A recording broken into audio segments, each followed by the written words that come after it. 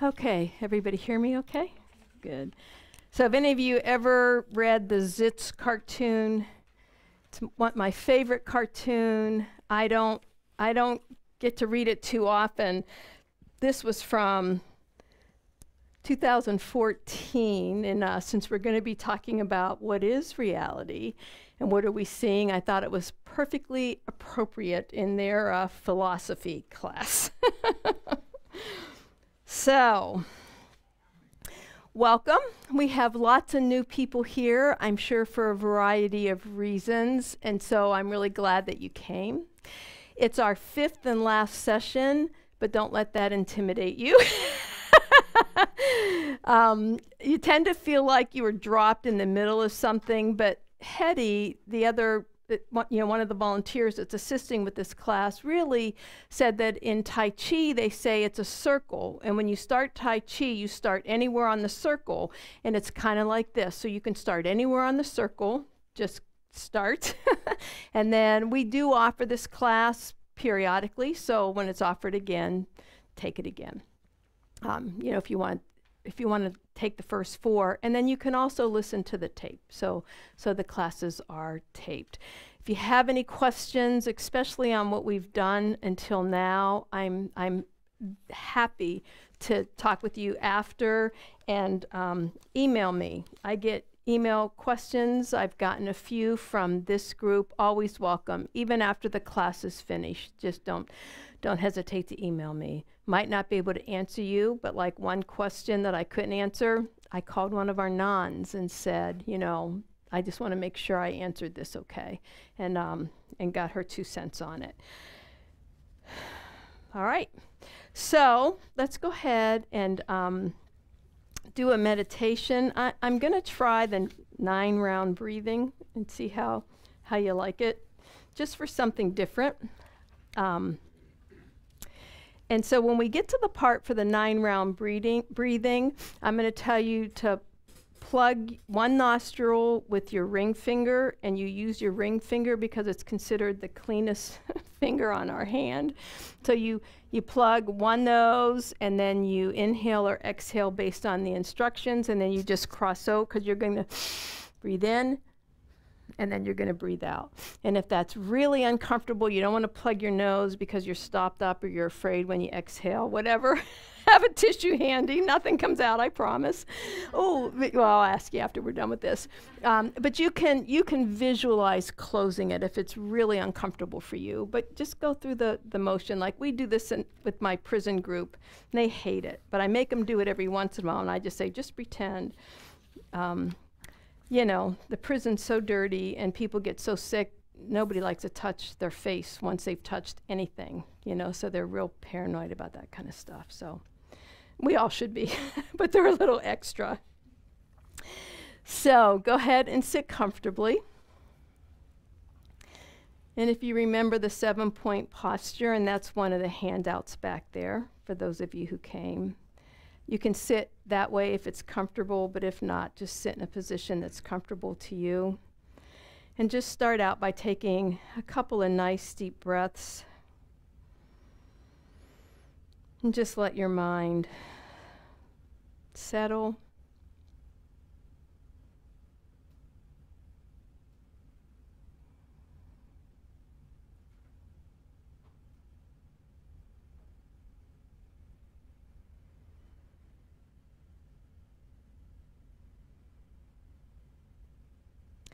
The 9-round breathing exercise is a simple but really profound method to clear up the flow of energy in the body.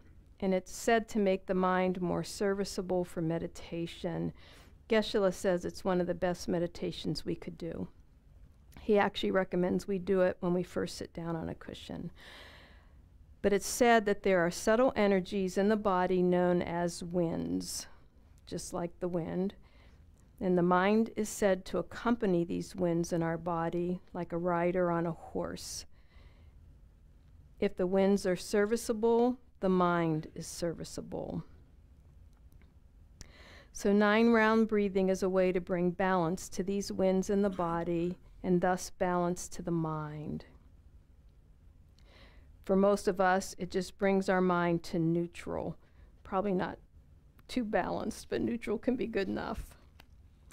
Other meditations can do this one, similar to the meditations that we've done, but this is really helpful in clearing energy. So, as always, set your intention or motivation for trying this. It can just be curiosity, or you're willing to go along, or you're, whatever your reason, but try to create an altruistic motivation. So think that you're meditating not just for your own benefit, but you're taking the time now out of your busy, hectic lives to meditate and develop your mind to become a wiser and kinder person, and therefore able to benefit all beings.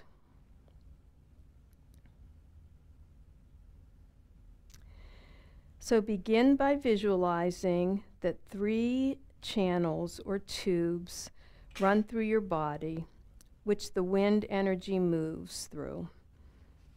The channels are round and hollow, the size of a straw, and very fine, smooth, flexible, and luminous.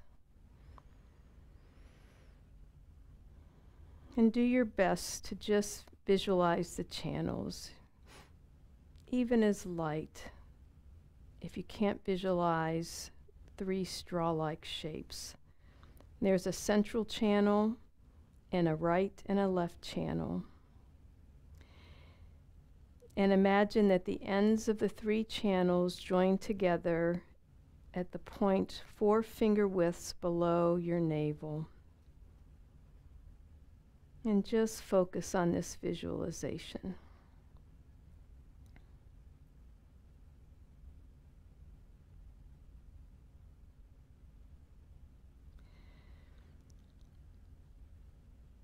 So now take a deep breath in. Hold your left nostril closed with your ring finger and slowly exhale through your right nostril.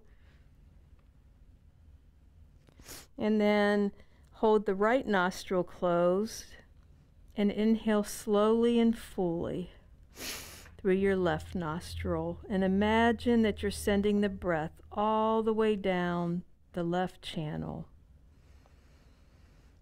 And imagine the breath flows from the left into the right channel as you now move your index finger to hold your left nostril closed again. And just exhale slowly and fully through your right nostril. And as the breath leaves the right nostril, imagine that all impurities, such as distraction, mental dullness, negativity, all of that is expelled with the breath. And repeat that 2 more times.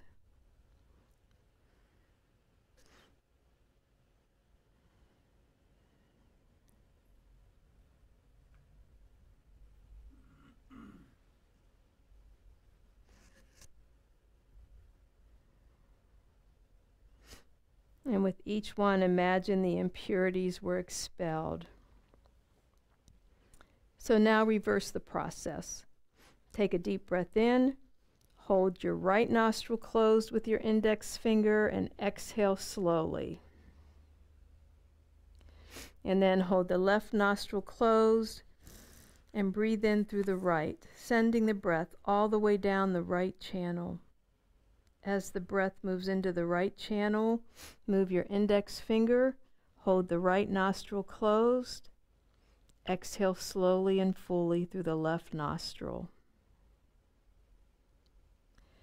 And visualize as you exhale all impurities expelled with the breath. And repeat that 2 more times.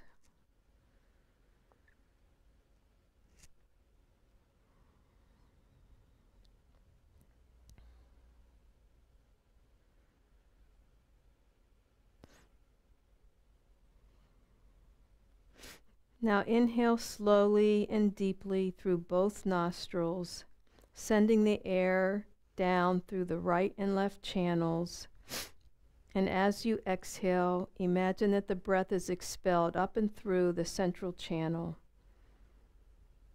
As you breathe out, imagine that you are expelling impurities. And take 2 more of these breaths.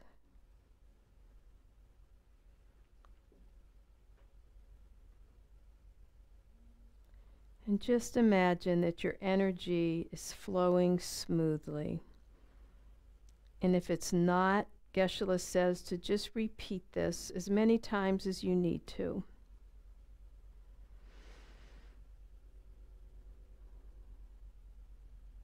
And so just let go of that visualization or continue it if you like. And if you're not continuing, just focus your attention on your breath. And focus on the sensation of the breath as you inhale and exhale through your nose.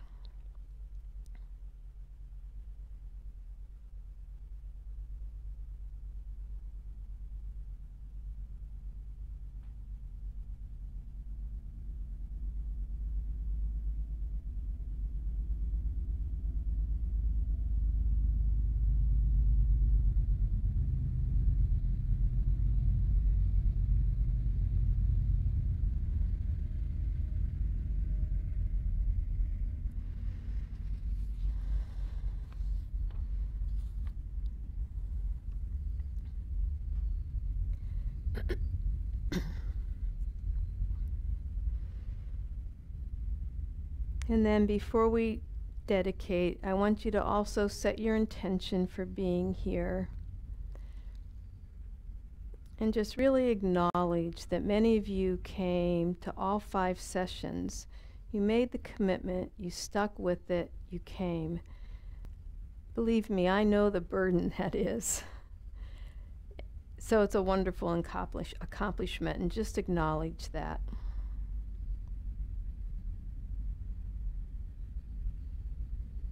And then set your intentions for what you want to get out of this class tonight to help you be a better person, happier, more peaceful. And think about how you want to go forward in your days, what else you might want to do.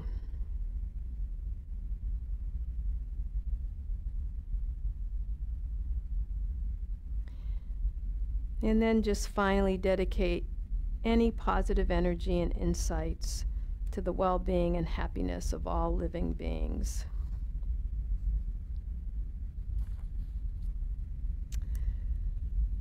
And I forgot my little bell. So you can slowly open your eyes as you're ready. See, that's why you have a bell. So you don't have to say, hey.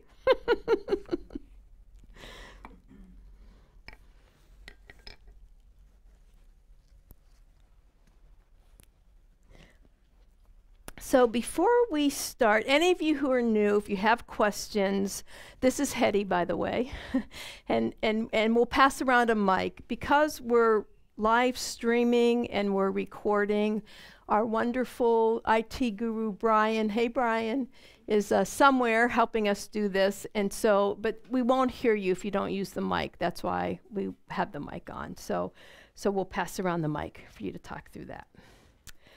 So before we get much further and I take some questions, I want to make sure that I tell you a couple of things. So one thing to consider when you're done with this class. I don't know how many of you, I know some of you come on Sundays, but that's a wonderful way to keep dipping your toes in the water. Sundays are a very secular message. It's very comfortable regardless of your faith tradition or no faith tradition. You know, it's usually a talk on compassion or kindness or, you know, some Buddhist practice like that benefits everybody. Geshe-la is away this month. Geshe-la is our resident teacher. Geshe Sangpo is teaching a couple of the classes. If any of you came Sunday, Geshe Sangpo, there was a special celebration for Geshe Sangpo on Sunday. I was out of town, so I missed it. I need to watch it on YouTube. It popped up on my computer. And we also have excellent Western teachers who teach when Geshe-la's away. And then he'll be back in May. And then there's a 9 o'clock meditation on Sundays that's for anybody. People usually meditate for 45 minutes to an hour, some guided, some you just come in and sit. And some people stay for the teaching, but many of the people who come Sunday mornings I don't ever see. They come and they leave before anybody gets here for the teachings. This session, Buddhism in a Nutshell, flip-flops with our Meditation 101 course, which is also a 5-week course. It's excellent. We have great volunteers who teach that. They've been trying to give a few weeks break between them, so usually it's anywhere from a 2 to 3 week break now before the next one starts. But I checked the calendar, and Meditation 101 is not starting until June 5th. And so watch the calendar. It looked like there was a couple of things that they needed to schedule, and so they must have needed the Tuesdays. But I encourage anybody who's interested in starting a regular meditation practice to come. And if you already have a practice, it can be beneficial. And then our reading list, which you can find the reading list online. Mine has seen better days, but so if you go to our website, and you go to the spiritual program, Buddhism in a Nutshell, the handouts are there, and the reading list is on there. And there's several really good ones. And then I just want to add to that. So His Holiness the Dalai Lama has a book called The Art of Happiness that is really an awesome book. I bought it as gift for people. And then, of course, the Buddhism in a Nutshell book isn't on here, which kind of surprised me, but that's what this course is now named after, and it's a good book. And then I've used How to Meditate by I should have brought the one that's out there. It looks nothing like this one now, but How to Meditate by Kathleen McDonald, and it's right near where you take off your shoes. It's different meditations. And then 2 good books are Meditation for Dummies and Buddhism for Dummies, and they're both excellent. They're both written by high, Western Dharma teachers who are extremely knowledgeable, and so they're good books. And I'll give you some more resources as we get to the end of this as well. I just wanted to make sure we didn't run out of time. Discovering Buddhism is a 2-year commitment. Honestly, like when I started here, I started with Buddhism, with Discovering Buddhism, and this class wasn't offered then. I think that was a lot. I don't have any. Did you start? No, you were in my Discovering Buddhism class, weren't you? I don't remember, but that's where I started coming. You started coming too that way. I don't have any regrets. But I wish I had a little bit of a clue before I started taking Discovering Buddhism. So, I encourage, this class I think is good. I encourage you to come to some of the teachings, etc., and then decide if you want to take Discovering Buddhism. It's a 2-year course, 5-week modules. I took the full 2 years consecutively, but you don't have to do it that way. People come and go, because life gets in the way. And then check out our website for teachings. Geshe-la usually teaches on Wednesday nights. This month there isn't. It's usually for students who have been studying for a while, but we have new people drop in all the time. Drop in and see what you think. You may have the karma to sit there and listen, or you may not be ready yet. So you can try it and see. Don't be intimidated. And if you're clueless, we all were clueless at one time, and we sat there, and I would sit there. I told Geshe-la, I'm just sitting here by osmosis. Maybe I'll remember something that you said in a next life, and then pretty soon you kind of get the hang of it. And then every other Thursday, Geshe Sangpo is going to be teaching about different kinds of practices and rituals. His specialty is rituals. And it's starting this Thursday. It'll be every other Thursday. And somebody told me this Thursday is on why we do prostrations and how you do prostrations. And he's a delightful teacher. I can't promise you it's about prostrations, but that's what I was told. And then we have visiting teachers, and there's going to be a couple of Western visiting teachers coming when Geshe-la goes away again. So you can always check back on our website and see if any visiting teachers are going to be here. Okay. And then we'll come back to some of this as well. So last week we talked about karma and rebirth, and I don't know if you have any questions about that, or anything jumped out at you that you wanted to mention? We were having a whole class outside the Kadampa on karma before we started. Anything else to add? I won't put anybody on the spot. Okay. All right, good. But if you think of questions, feel free to ask. And then we started the Foundation of All Good Qualities, which is really an awesome outline of the Lam Rim. And we got through the first 3 or 4 stanzas. I'm not 100% positive what we got through, but something like that, and we'll continue. We talked about precious human rebirth, which is actually the second stanza. The second stanza is based on that, and I'll give a quick reminder of that. And we talked about the Buddhist view of death, which is the 3rd stanza in the Foundation of All Good Qualities, and that's that handout that I passed out to everybody. And we'll recap those too. So did anybody try the death meditation? Did you wake up and think, today I'm going to die? Was anybody brave enough to try it? Oh, see, and you didn't die. So Venerable Amy said you wouldn't. You proved, well, there's a lot of people not here tonight. No, I'm kidding. I'm kidding. Did you find, did it change how you went through your day? Did you notice a difference? A little bit. Not really. A little bit.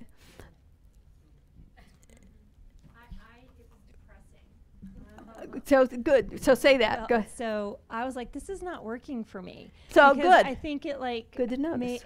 I started focusing more on, and I tried I'm going to die today, or I might die today, or I started flipping maybe. it around to see if maybe that would, and it just I got the concept, but it didn't quite get me to where I wanted to be. Good. I think the gratitudes is a better, everybody's different. Everybody's different, so that's perfect to know. More helpful for me. Yeah. And so don't you want to know what's going to be helpful for your mind and what isn't? What I would encourage you to is not do it for a while and then at some point think about it again in the future when you think you're ready. But if we're practicing gratitude and we're grateful, many people find thinking that we're going to die helps spur that practice.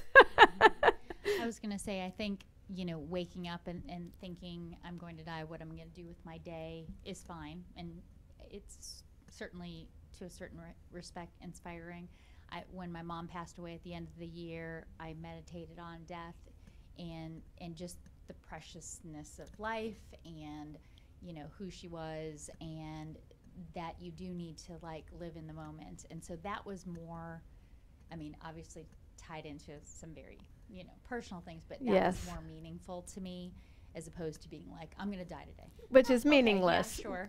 But we don't believe it for a second that we're going to die today, which is part of our problem, right? Mm-hmm. I do it as well. I read the obituaries and I think, oh, that could be me. That could be me. And then I forget, because we're not going to die. It's a game we play. But keep playing the game to make it real. And then unfortunately, life has real life examples for us. And we realize our mortality slaps us in the face. And then we want to stay with that for as much as we can.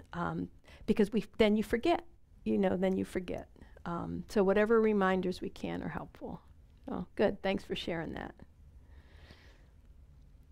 Anybody else? When I've actually been doing for a while, what if I die today? Right? Is that the same thing? Because it makes me know what matters. Thank you. So that might be a better way for you to try it. Not, I'm going to die today, but what if I die? What if, just pose the question, what if I'm going to die today? Right, maybe,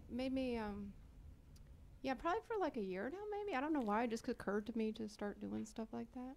But you find it very helpful to do that. Yeah, my house is dustier and my kids are happier. Right? Because you treat them better. I remember, with Catholicism, you learn you don't ever let the last word said be out of anger, and you never go to bed angry. And so, it's that same principle. You try to practice that. You try to remember try not to be angry with somebody when they're leaving, that you might not see them till the end of the day, because what if you don't get a chance to apologize or to say something nice? So thinking that way can really, it just helps button my mouth, sometimes. Not all the time, but sometimes. Okay, good. Thank you. Okay. So, and then we also reviewed and we'll talk about those again, the 3 aspects of the path, which are outlined in the foundation of all good qualities, that sense of renunciation, bodhicitta, and the wisdom of emptiness. And we'll really concentrate on the wisdom of emptiness tonight. And that is our plan for this evening. And with the wisdom of emptiness, we'll also talk about dependent arising and everything having causes and conditions, which we've kind of been building up there. And we'll talk a little bit about Buddhist prayers and what we mean by Buddhist prayers. My mom was quick to inform me that the prayers don't count. They're not Catholic prayers. So I don't even try to convince that. So the preciousness of human rebirth, just to quickly recap. We've talked about how we've all been born countless times in this realm, maybe as humans in the past, but certainly in other realms. We've been each other's mothers, sisters, husbands, brothers, pets. We've been all of that, probably to each other, because we found each other in this life. But to have a human rebirth is extremely rare. We talked about how rare it is. And to be reborn as a human in the United States, in Raleigh, North Carolina, where we found the Dharma, is even that much rarer, unbelievably rare. So it's truly special, and yet we take our human rebirth completely for granted. But we have this ideal balance of leisure, we have opportunity, and then we have enough motivation, we have enough suffering that we see suffering, we suffer, we have motivation to want to practice and want to change things. This human rebirth is, and this was part of our discussion, is based on probably ethical behavior that we've gotten here, mixed with the suffering that we have, which means we also have some unethical behavior that we practiced at some point in our past. And so we realize it's important to practice ethics in this life so that we can create the causes and conditions to hopefully be reborn as a human soon and continue to practice in all our future lives. And I make that wish every single morning. Just may I continue to find the Dharma. May we all have the Dharma. May I find it again, so that you continue this path. And then we talked about the Buddhist view of death, which I won't go into in great detail. There were 9 points, but 3 main ones that are indisputable. All the 9 points are indisputable, regardless of what view you have of death. One, that it is certain. Nobody gets out alive. No sentient being who is alive. Somebody asked me what a sentient being was last week. And I hope that I had defined that at some point, but I don't remember. And I've heard a couple of definitions. So we're sentient beings, and mind possessor is the definition that I hear the most. And then somebody says that you can move on your own volition. Like there are plants that eat, but they're not, that they don't, and they move, but they can't get up and move, right? And so I've heard both ways, but sentient being is considered something with a mind that moves. But bacteria and some cells are live. I mean, they suffer, they move on their own volition. I don't know that they have a mind, but they must have maybe some form of a mind. I don't know. So anyhow, as far as we know, no sentient being gets out of this alive. The time of death is uncertain. You can't pinpoint when we're going to die, and it could be today, it could be tomorrow. Hopefully we'll all live a ripe old life, but there's no guarantee. Just, you read the obituaries and you see, young people, old people, all ages. So you never know. And then nothing helps at the time of death but your practice. You can't take your money with you. Your family can't help you. Your body is failing you. Everything is failing you. All you have is whatever practice and the good karma that you've any virtuous implants that you've implanted on your subtle mind, or all that can help you at the time of death, and that's all we're taking with us after we die. Yes?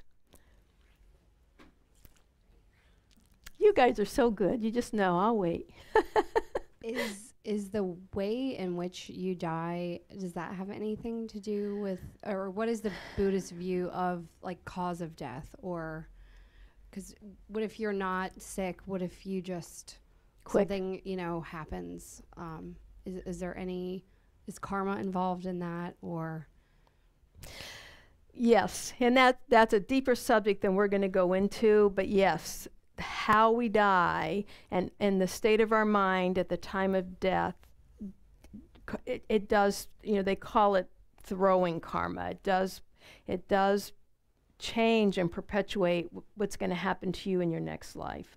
So if you have, if your mind is really upset or agitated, you have a violent death, or you're really in a lot of pain. So the goal is you want to tell people around you to kind of keep you calm, keep you peaceful, whatever it is, music you like to hear or whatever. I figure I do all these meditations on death, and I'm going to walk out of here and get hit by a bus, and I'll be like, "Look, gone." So you don't know. All we can do is the best we can do, But yeah, technically.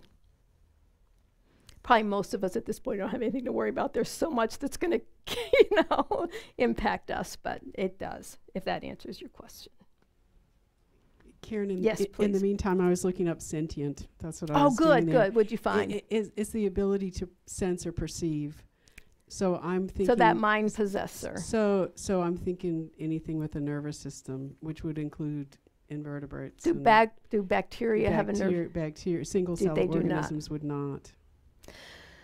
It's, But I mean, that's yeah, just who from knows? the Webster's That's good. That's a good definition of definition. I sentient. like that. Thank you. Yeah, good. Because we're covered with bacteria that we flush down our sinks all the time. So that's good to know.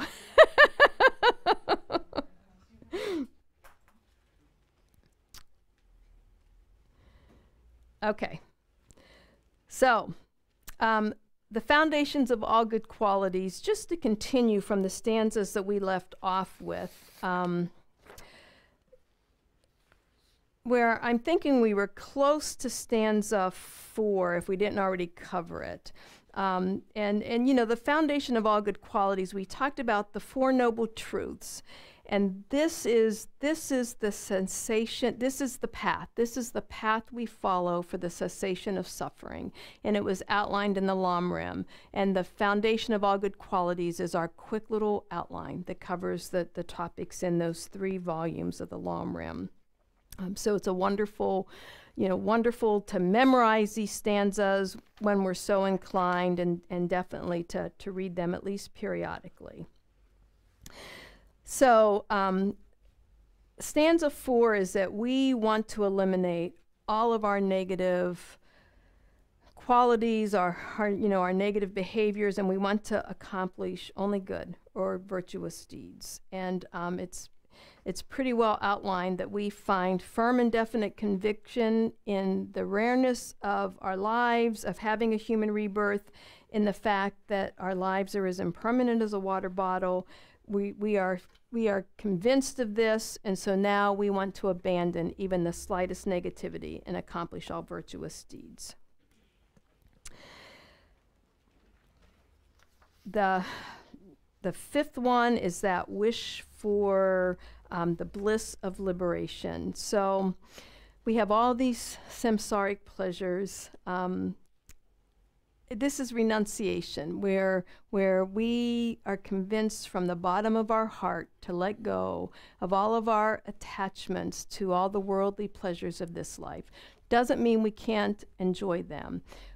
I didn't put any jewelry on. Wear jewelry if you like to. Wear makeup if you like to. Buy nice clothes if you like to. But just realize they're temporary. They're not going to make us happy. As soon as you get something, you want something else. You just have that little bit of dissatisfaction that's always there. And that you realize that. And that you're okay, that when it's gone, it's gone, whatever it is that we're attached to. So you enjoy the pleasure when it's there, and you don't hold on to it thinking that it's not going to go away.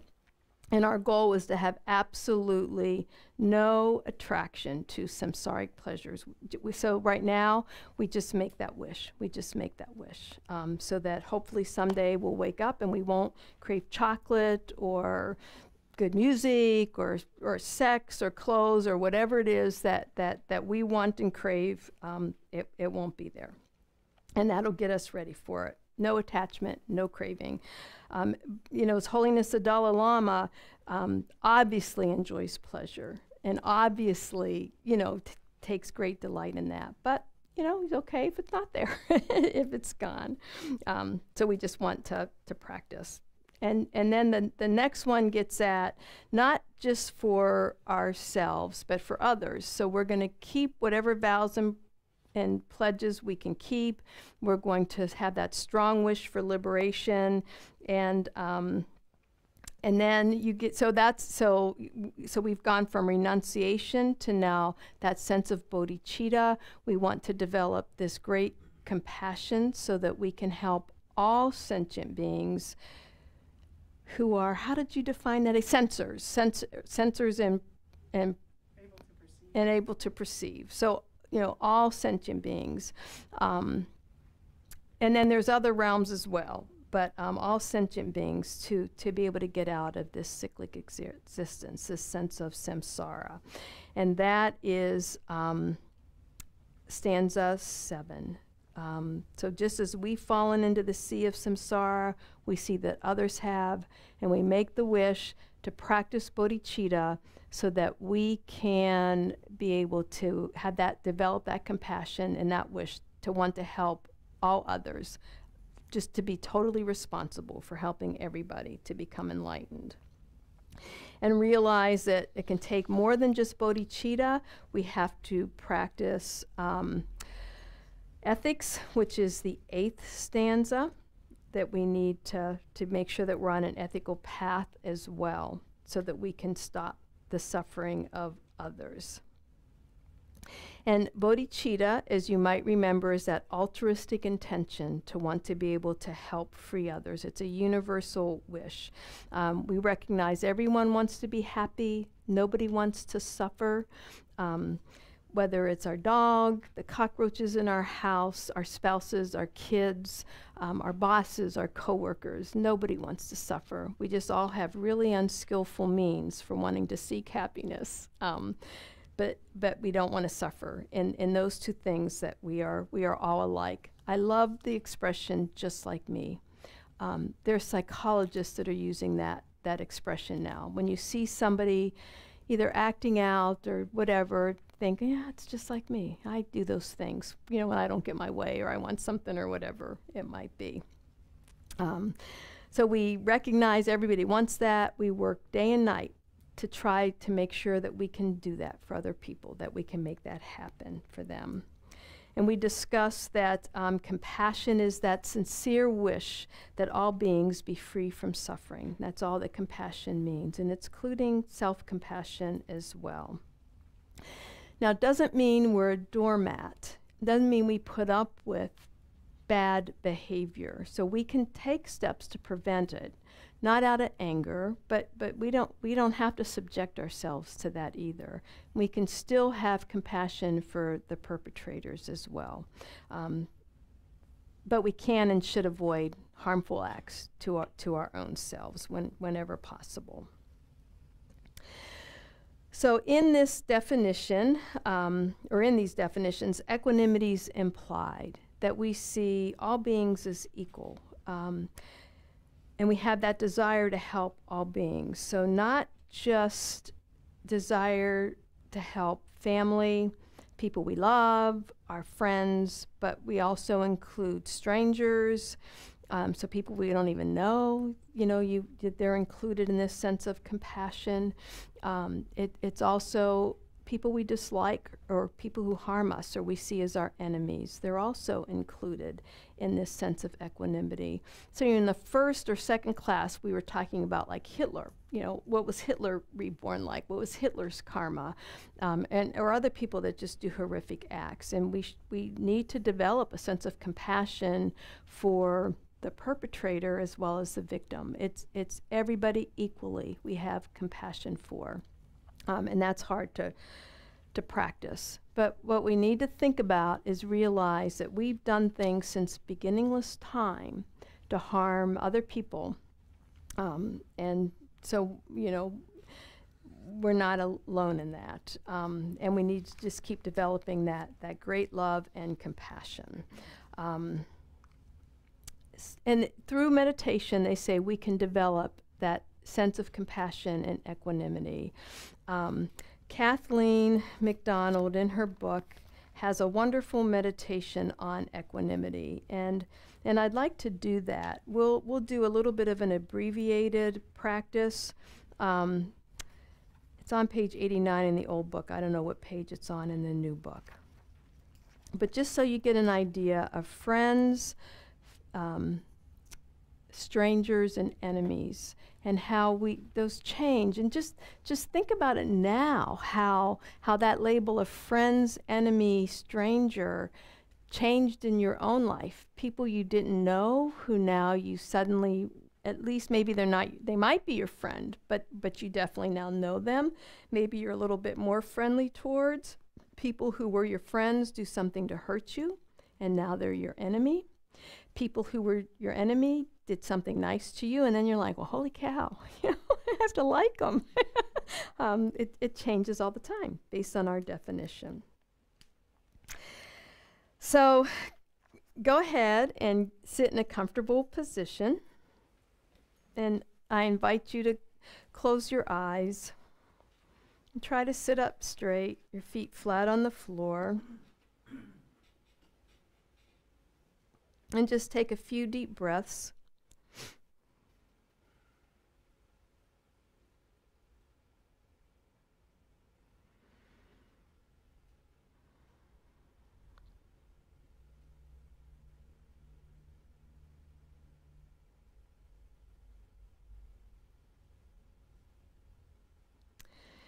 And just realize that people change.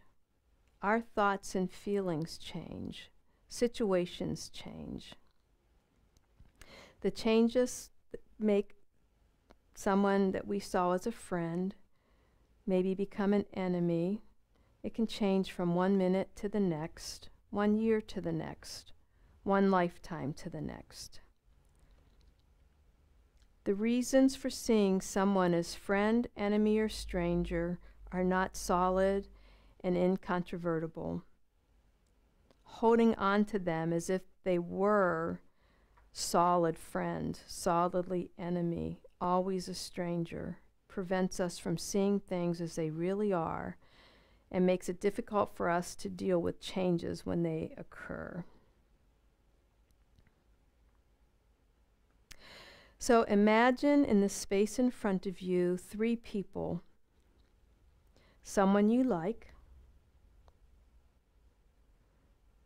someone you dislike, or maybe somebody that harmed you, and someone you feel indifferent to. And retain that image of your friend, your enemy, and stranger throughout this meditation. And so first, focus on your friend. Allow your feelings for him or her to arise. Feel your conviction that this person is definitely friend. That is, a person who is good to you and satisfies your needs. Feel how you really want this person to be happy. And just immerse yourself in your good feelings.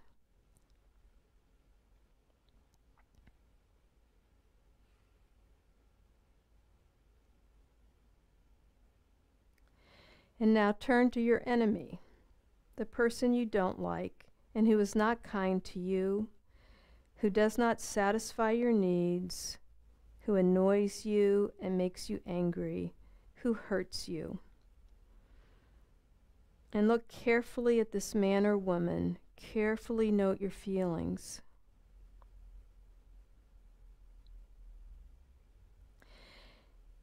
And finally, turn to the so-called stranger, this person you know a little, but whom you neither like nor dislike. Look carefully at the person and note your feelings of indifference.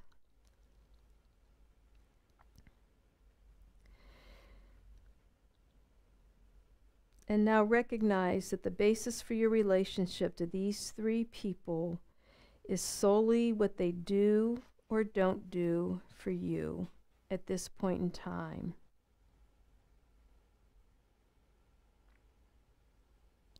Is this a sound basis? Consider the Buddhist view that our minds are beginningless. It follows that everyone has been our friend, our enemy, and stranger countless times before. So isn't it reasonable to be kind to your enemies now because they have been your friends before? So return to your friend and imagine a situation that would cause the friendship to end. Like what in your mind would be a deal breaker? Imagine your friend turning against you or doing whatever it is that's the deal breaker. And feel the resentment and hurt that would well up. And how you no longer feel warm, no longer wish him or her well. Where is that friend now?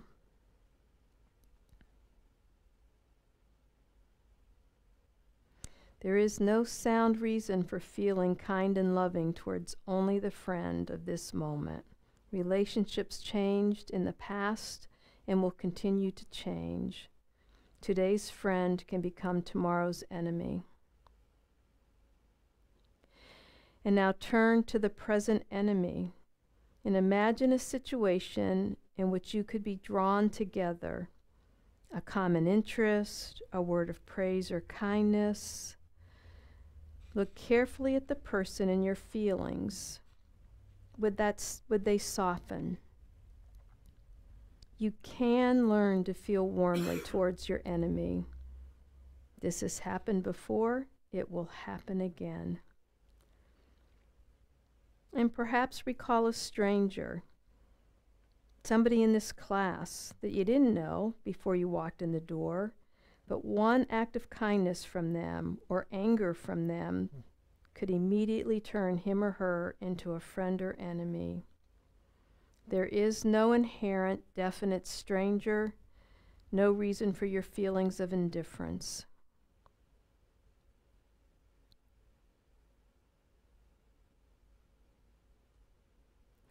It is only our misconceived belief in the stability of friend, enemy, and stranger that holds back the possibility of change.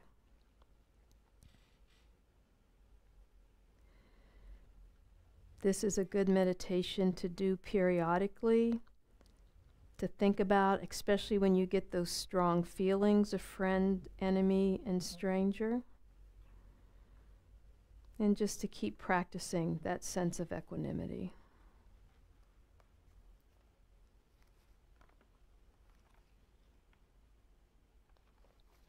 Dedicate any insight you've gotten from this brief practice.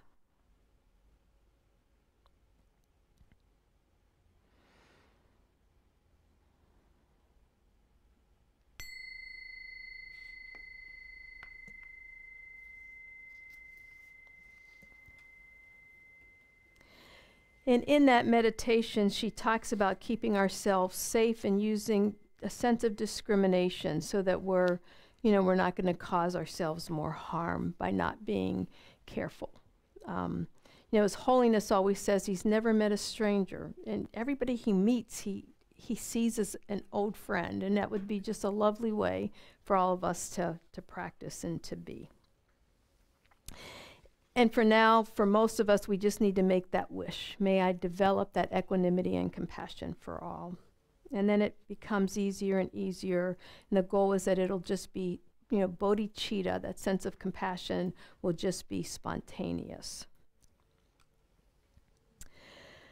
And then the rest of the foundation of all good qualities, the other stanzas, 9 through 14, really talk about three things. It talks about a sense of impermanence, talks about that sense of wisdom, and then it also talks about we talked about the 3 vehicles and the Vinaya vehicle, or we talked about it as being that lightning bolt to, the quick path to enlightenment, the tantric practice.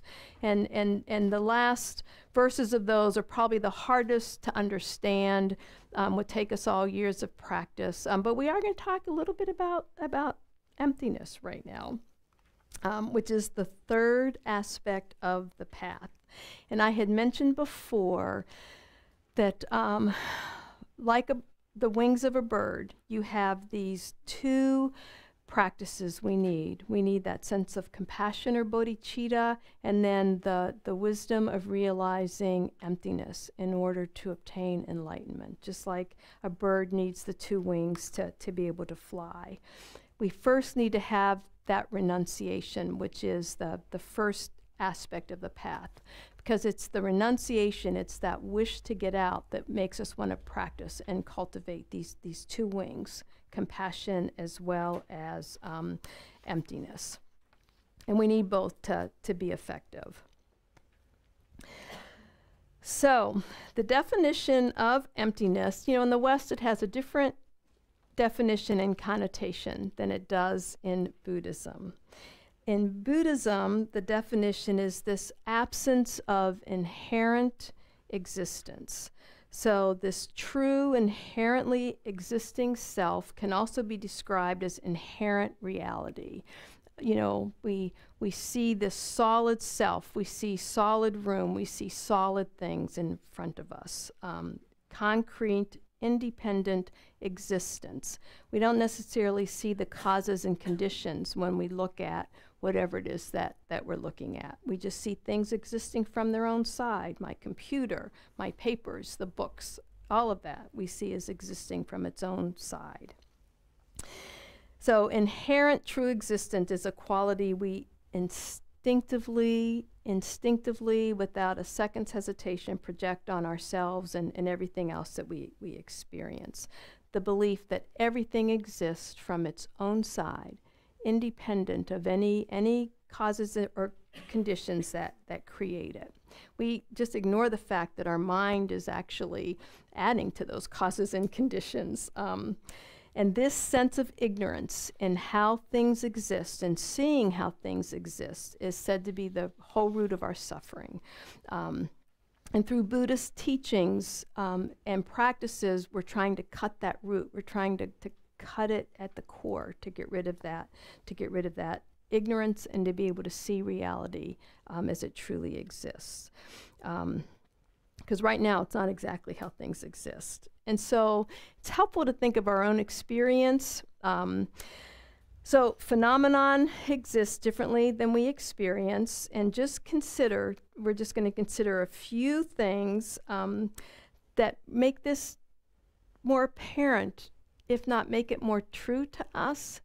If things existed solidly, inherently from their own side, we'd all experience everything the exact same way. There would be no difference in how we see something, describe something, experience something. That would blow the whole theory of friend and enemy out the window, because your enemy has somebody who loves them and thinks they're the greatest thing, and your friend has an enemy. So we realize that, you just know that intuitively.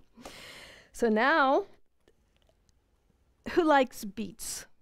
Beets, the vegetable beets. Show of hands. Who loves beets? Who hates beets? Okay. Who likes licorice, black licorice? Who hates black licorice? Oh, geez. Yeah, we're not agreeing. All right. Who likes chocolate? Who hates chocolate? Oh, geez, there's always one in every crowd. There is no deliciousness or badness, although I keep telling my husband, beets are bad. They are inherently nasty. He loves them. There's nothing delicious or inherently bad in anything, or we would all agree on that. We would all see chocolate as delicious, beets as delicious, licorice is delicious, or all of it as bad. So we get this. I was listening to this great book, but anyhow, he was using weeds as the analogy. Like, what's a weed? Because how one person, like we have a yard full of weeds, or we've gotten rid of most of our grass, but the rest is a yard full of weeds. But we had these really awesome kids come over, and they were looking at our grass and weeds, and they were telling us what to do. They loved our weeds. They were like, oh, you can eat this, and this is that, and this will do, like they loved them. And I said, can you go tell our neighbors this? Our neighbors aren't going to buy that from us. But anyhow, it's not that things don't exist. They exist on a conventional level. Beets exist, licorice exists, chocolate exists. All of us in this room exist on a conventional level. And we can all, people with a rational mind label things similarly to the way we label. So conventionally, they exist. So we don't want to think about nihilism. We want to realize that you can't go between the two extremes. You can't be so attached to think that everything is inherent and exists from its own side, or nothing exists at all. We want to find kind of that middle way of how things exist, and realize that most of the way things exist is because we label things. And we learn labels as a child, right? They help us navigate the world. There's nothing wrong with that. But as soon as we have a label, we immediately, on top of that label, that base that we've labeled, we immediately see it as existing independently. No story, nothing that we put on that from our mind or our own side. And we see it as very real. So, this is the other cartoon that I had on my refrigerator, so it copies really badly, but I love this cartoon. This is Ben & Ben's Karma Repair Service. The good news is we couldn't find a problem with your car. The bad news is we couldn't find a car. So what is a car? So if everything exists based on causes and conditions, nothing exists from its own side. No contaminated phenomena. So the car is a good example, and you just keep asking yourself. You can do this every day when you go in your car to start it up. Where's the car? Where is the carness of my car? Where's the car? So you can point to it, right? There's a car, right? And there's a car. One's a sport car. One's a fast car. One's a shiny new car. We can point to it. So is it the bumpers that make it the car? Is it the wheels that make it the car? Is it the engine, the doors we can open? You see cars without doors. What makes it a car? Conventionally, we all know what a car is and we can label it. But is there such a thing as carness in a car? And when does a car become a car? And when does a car not become a car? I think my car is getting close to being not a car. But right now, it's still a car. But is it in any of the parts? So where is the car? So you have some cars that are little. You have some cars that are old. They're antiques. You have some cars that are really expensive. And we, not only do we name a car and label it, but we add all those stories on top of the cars. We make up stories about the people who drive these kinds of cars, right? We have all kinds of stories. See somebody in a truck with a gun rack on the back, or in a Prius with its little gas sticker on the back of it, and we judge both of those instantly. As soon as we see those things, we do it. So there is a base, there is a car that's a base, and then we label that base. We're all rational people, we agree, and then we we impute all our other stories on top of all that label. And we do this with ourselves. We see the solid, inherently existing Karen. I was named Karen. I remember my daughter was born. She was like 2 or 3 years old, and there wasn't a day that would go by. She'd say, "How did you know my name was Allison?" Explain that one. We just knew, honey. So anyhow, we add all those stories on top of this label that was given to us arbitrarily. Hated to tell her that. And quantum physics has proved this to us, right? Quantum physics has showed there is nothing solid we're looking at. These tables are carbons moving, but our eyes just can't see all these carbons moving and bouncing around, right? We're sitting in this room. They have done scientific studies to show that when we get up and leave this room, they can come in here and know where each of us sat based on our biomes, because we're leaving junk all over the place when we're sitting here. We're shedding hair, we're shedding skin, we're probably shedding a whole lot of other things we don't want to think about. So it's not just that we're breathing in air, we're all sharing space. There is nothing solid here. Actually, we're more bacteria and live cells on our skin, our guts, everywhere than we are any Karen-ness in this body. So it's kind of fascinating stuff. So there's a couple of things that go along with this sense of inherent and conventional selves. And one is dependent arising. You'll see that, hear that term and see that term a lot.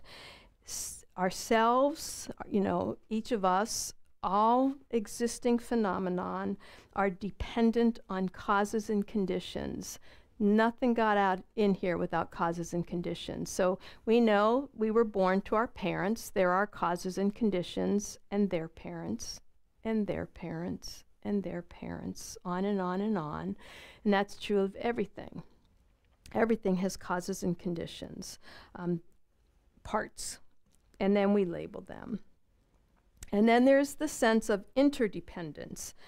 Nothing and no sentient being can exist without this this independently of others, that there is this sense of interdependence. And then impermanence, which is the moment things come in existence. We talked about this last week when we said the moment we're born, we're 1 second closer to dying. So everything that comes into existence is already disintegrating. Like these walls are disintegrating right now as we're sitting here. We're not the same person we were when we came in. We are already sloughing off skin cells and changing.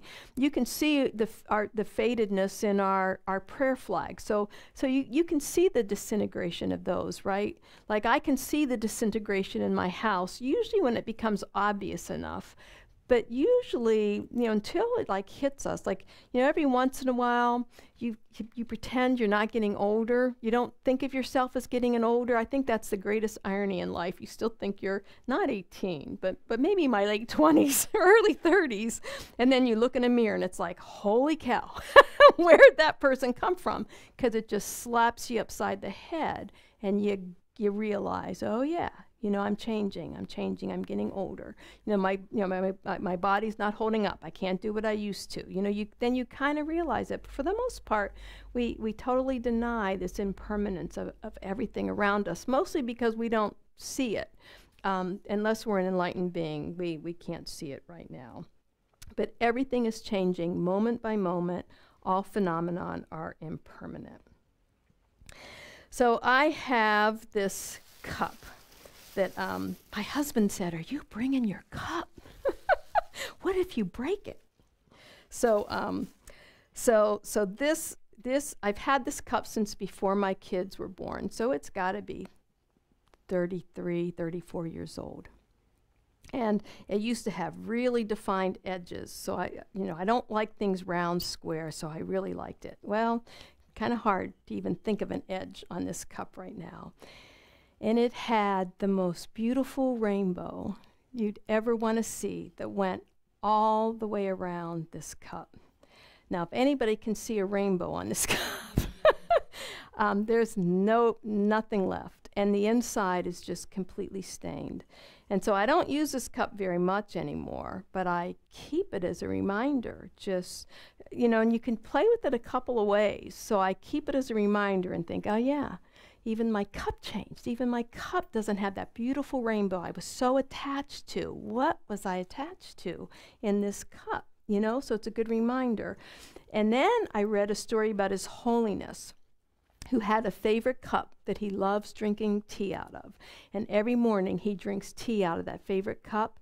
And every morning he thinks, this could be the last time I'll drink tea out of this cup, because I could drop it and break it. And then when I break it, it's gone. And so I said to my husband, yeah, when I break it, it's gone. So not that I believe that for a second, I'm going to break it and probably lose it. My cup, But I'd like to think that I'm practicing that non-attachment and then realizing just the impermanence. And then it helps me think about, what am I attached to? What is the cupness of this cup? And where is it? What made this a cup? It's not just the function of being able to drink out of it. I don't even drink out of it anymore. It's not that we all recognize this as a cup. That's a conventional look at this. But where is the cup out of this piece of ceramic that somebody made and painted and colored and fired and everything else that they did with it to make it exist? You can play with that with everything that you're doing and looking at. It doesn't mean it doesn't exist. That cup exists, and right now it's a whole cup. Until I break it, it exists. But then we add all those other layers on top of it. And we see that solid object existing from its own side. Questions? And let me just say that illusion of that solidness of self, that Karen exists, and not only do I exist, but I exist exactly like I want you to see me. That's the greatest illusion of all, that we feel like all of this exists. And that's what causes our suffering, because then it becomes my cup. I would dare my kids to drink out of this cup. It's like, don't you touch that cup. It's my cup. We do all that stuff to it. That's what creates most of our attachment and aversion to things.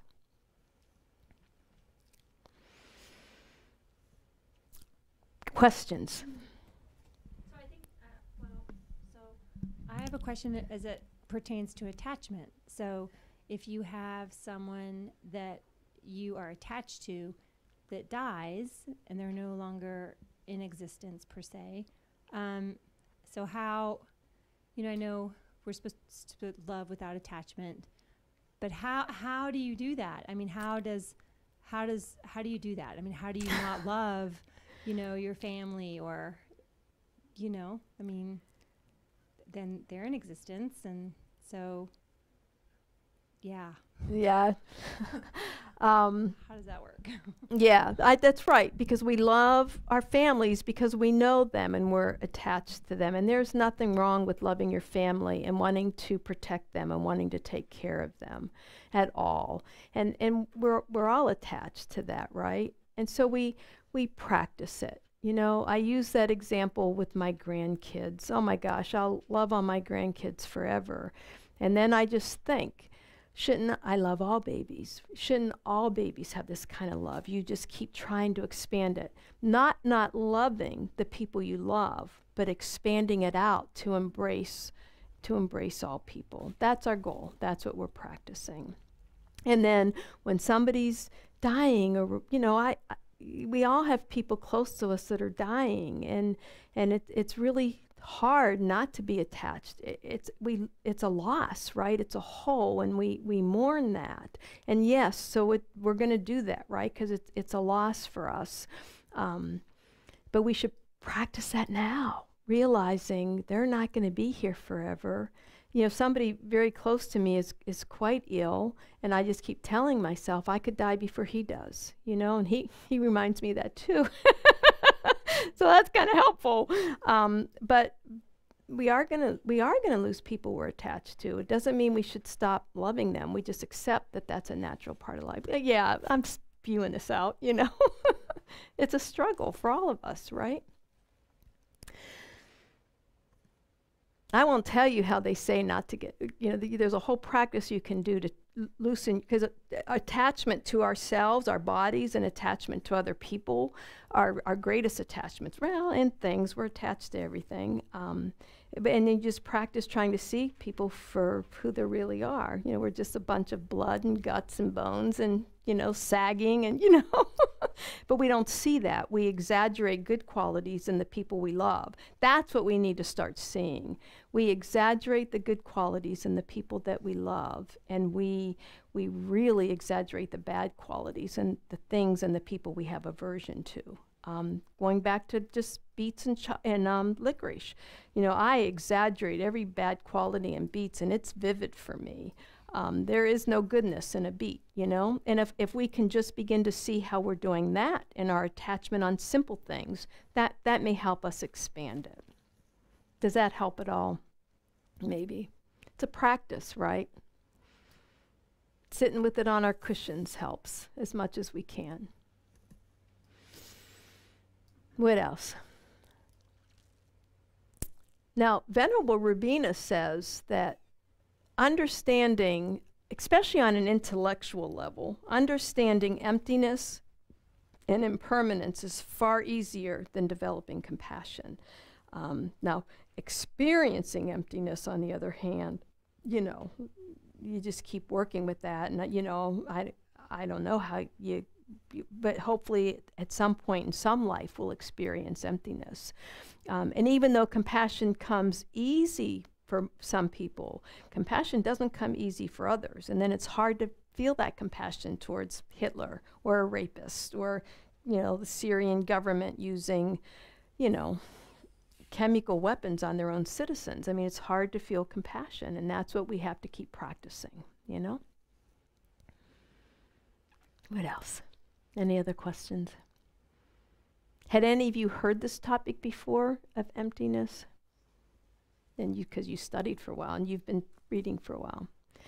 And does it sit well with you? Do you agree, disagree? Anybody disagree with it? Don't know enough to disagree? Yeah, I just sit with it. I don't know enough to disagree with it. I just keep sitting with it, you know? And I know enough to agree with it when you think about it from a practical level. Yes? How does the idea of no self fall into these categories? Or I don't know if it's Zen Buddhism, but there's this idea of emptiness and no self. I don't know if it's similar, but it depends. I've heard no self and not self used, but in a different tradition. But you'll hear that in this tradition. You'll hear no self, not self in this tradition, and that's just getting at that idea of, you know, just like you can sit there and say, where is the car? I can sit here and say, where is the where is the I sitting on this cushion? You know, where is the I? You can keep asking those questions, almost like a Zen inquiry, you know, from a Zen practice perspective. So similar terms. I've heard the term voidness, emptiness, suchness, right, Hetty? I've heard that word suchness. There is no suchness. Essence, people will say, where's that? The essence of self or the essence of book or car. Essence doesn't help me, because I see essence. I guess that's what we're not supposed to see. What else? Anything? All right.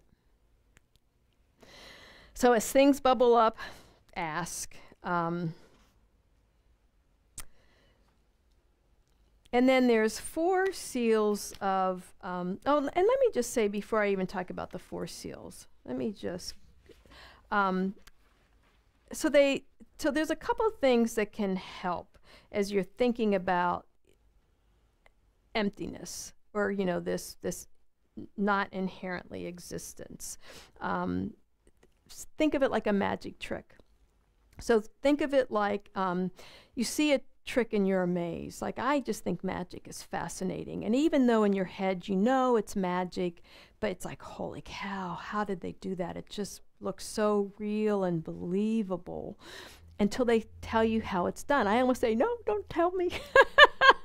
But then they tell you how it's done, and then you never see it as believable again. Like, it's a trick and it's magic. So they've taken that and it's gone. And that's how they say realizing emptiness is, that you no longer see this illusion of this inherent existence, phenomenon, or self. You see it for what it is. It's almost like you see both simultaneously. You see the trick and the illusion as well as that conventional existence. So there are people, it could be some of you who are enlightened, who can go on functioning in this world, helping beings while they're in here. But they know they're seeing both. So there is no trick or illusion for them. And so, there's different things that you hear. It could be like the illusion, they'll say, like the illusion of that magician trick, or like seeing a moon in a clear lake. That moon's not in the lake, but it looks as if that moon is in the lake, or like a flickering light of a butter lamp. So, like, all of those things are, similar to get at what this sense of emptiness or, not inherently existence can be. Okay, and so these really are the four, considered part of the four seals or tenets of Buddhism. All phenomenon are impermanent, and they're constantly changing. So that sense of impermanence is one of the main tenets. All contaminated phenomenon, so all phenomenon caused by, that are based on causes and conditions, and we're adding our own stories of attachment and aversion to them, are by nature suffering. So, that nature of suffering is the ultimate of all contaminated phenomenon. All phenomenon are empty of inherent existence, all phenomenon. And then nirvana, or enlightenment, is what brings us peace. And there are references that you can read more about this sense of lack of inherent existence, this sense of the wisdom of emptiness. One is in Buddhism in a Nutshell. Venerable Amy Miller and Lama Zopa Rinpoche have good stories that can help. They have different ways of being able to look at this topic, so that can be real helpful. In the Lam Rim, instead of a car, Lama Tsongkhapa uses a chariot, and he dissects a chariot. Where is the chariot in this? And then he puts it back together. And then His Holiness the Dalai Lama has, books on how things exist. So there are really good sources that you can read and go to. And so I know somebody after the first or second class said that sure looks like we're worshiping Buddha. 2 new people came to the Wednesday session last week, and that's all they kept saying is, yeah, I'll sure look like you're worshiping this guy. So we talked to them for a long time. But we do have prayer in Buddhism. You're not praying to a god. It's just making a wish or an aspiration. So it's almost creating that wish. Hey there, come on in. That wish or aspiration. And so it's something that helps your mind. It's not something outside of you that's going to come down and change your mind or help your mind. Although, Geshe-la has talked about the power of prayer, and that we can shift and we can actually change our minds. And so he does believe, especially group prayer, that there is a power with that. And this includes some of the mantras that we say. And oftentimes, I don't know all the definitions of the mantra, the meanings of the mantras. I get the general idea, but I know that other people firmly believe in that power and that helpfulness of these mantras, and I do feel it helps. And we have several lovely prayers, and one is the four immeasurables that looking at love, compassion, and equanimity. And saying this prayer every day can help you develop all three. So it's, may all sentient beings have happiness and the causes of happiness. May all sentient beings be free from suffering and the causes of sufferings. May all sentient beings be inseparable from the happiness that is free from suffering. And may all sentient beings abide in equanimity, free from attachment for friends and hatred for enemies. And then there's a longer version that it's a dedication that it's lovely. They say it every Sunday, and we say it often. Yeah, I meant to grab a book. Do you want to read it? Do you mind? Or at least telling people where it is in there, and they can read it on their own. It's in the gold prayer book, and then it's in our white prayer book as well. Yeah, in the white prayer book, it's on the back of the white sheet.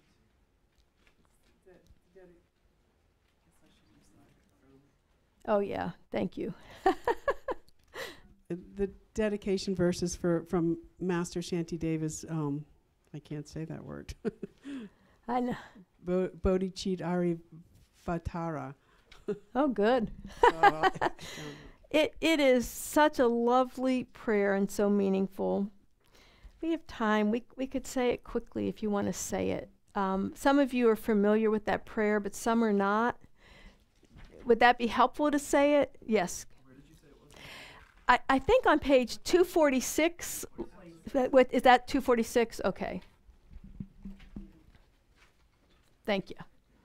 Do you have one for you? Yeah. So do you want to say it together?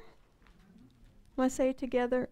I love it. And then we're making that wish, and it makes the prayer stronger.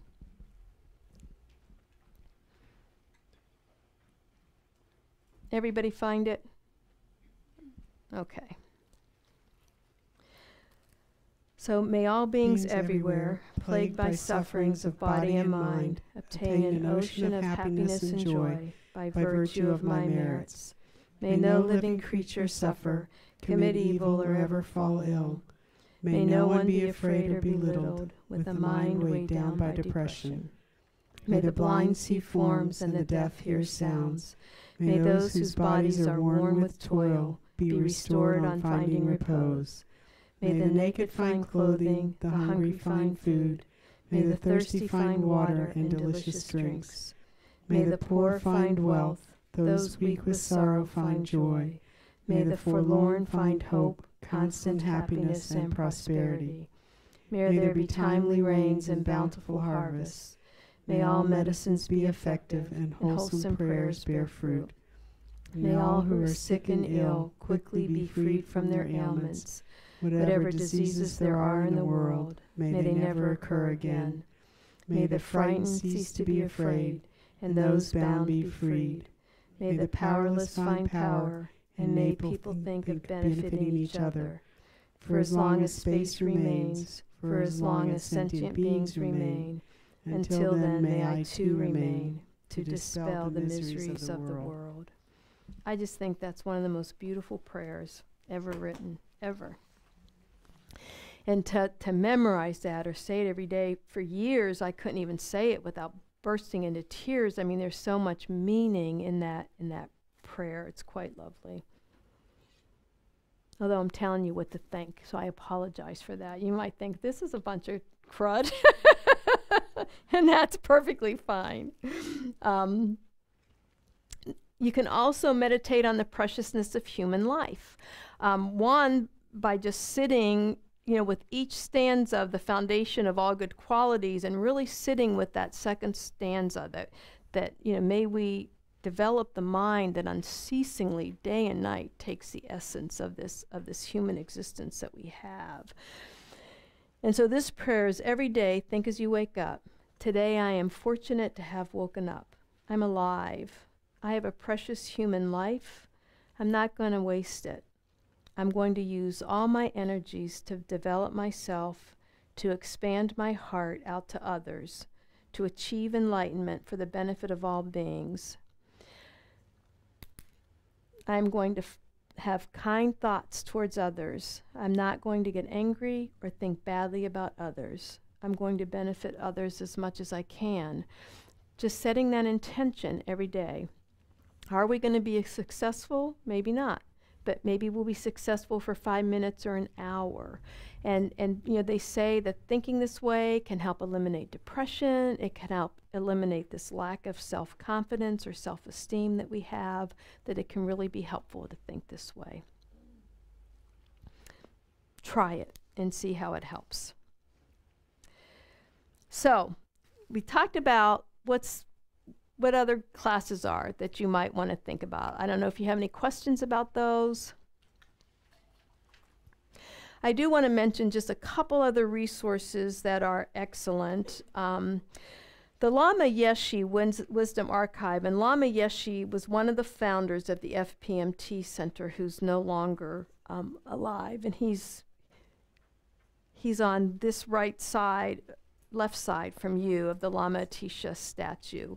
But the Wisdom Archive is like a wealth of information. You can download things. You can look up, like if I have a question, that's where to go to find an answer. So if I don't find it in Buddhism for Dummies, I should go to the Lama Yeshe Wisdom Archives first. And then the FPMT site, the Foundation for the Preservation of the Mahayana Tradition, wonderful resources. That's maintained by Lama Zopa Rinpoche. Lama Zopa Rinpoche is very much alive. He comes to the center. He's going to be doing another retreat. It'll be the 6th one he's going to do in Black Mountain, and that's going to happen in August of 2019. So be watching for that. Even if you can just go for a weekend or just come here to the center when he does a teaching, it's a wonderful being to be in front of. Any books written by His Holiness the Dalai Lama, any of the books that we have out in our bookstore are excellent resources as well for you. And then keep my email. If you have a question or you want to know, should I take this, or what do you think about this, or who's this speaker, don't hesitate to email me ever. You can just, I don't even care if you tell me how you got my email. It doesn't matter, but you can tell me how you got my email. And then just, I really thank you for coming. Those of you who came to the last session, thank you very much for being here. Those who came to all of them, that's awesome that you were able to complete this. I thank you. I hope that if you got any benefit out of this, that you'll continue to practice kindness and compassion if you got nothing else out of this, and generosity, and including and gratitude. I just think that's a wonderful practice to do every day as much as we can. But our center, we don't charge for anything. It's all free of charge. We don't keep track of who pays, who doesn't. But if you want to practice generosity, which we should all practice generosity in this life, then give whatever you're comfortable giving. Feel free to give for being able to come to these teachings and have access to our center. So that can be a wonderful practice as well. And before you leave, we're at 8:30. Just close your eyes for just another second. And I want you just to think about all the topics that the FPMT outlined for us to cover.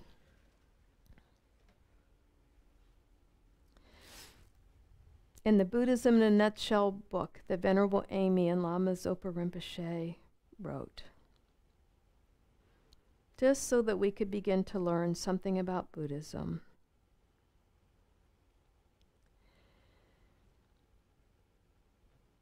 And maybe this refreshed things you already knew or introduced some topics. And I hope you leave here and continue to practice whatever was beneficial for your mind, that you'll let go of whatever wasn't. Come back to it periodically and see if it makes sense yet. And just remember, if there was an error or mistake made, and I can pretty much guarantee, yes, there was. There is no error or inconsistency in the teaching. It was just an error in the way I presented it to you. And so dedicate any positive energy or merit that you achieved from this. And maybe set the motivation that you'll practice setting intentions and dedicating any merit or positivity for your own well-being and happiness, and the well-being and happiness of those around you. And then let it ripple, let it keep extending, so that you keep stretching your heart and warming your heart to include all beings everywhere, that they may have happiness and not suffer.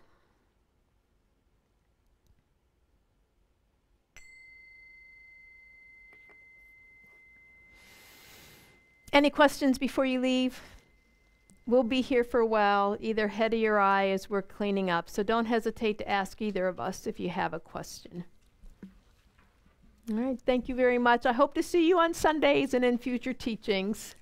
Oh, did you have a question? Oh, I just wanted to say thank you. Some of us, not everyone got a chance to write in the thank you card. But Oh, thank you. you. How sweet. much. Thank you. Thank you very much. Very kind. Thank you.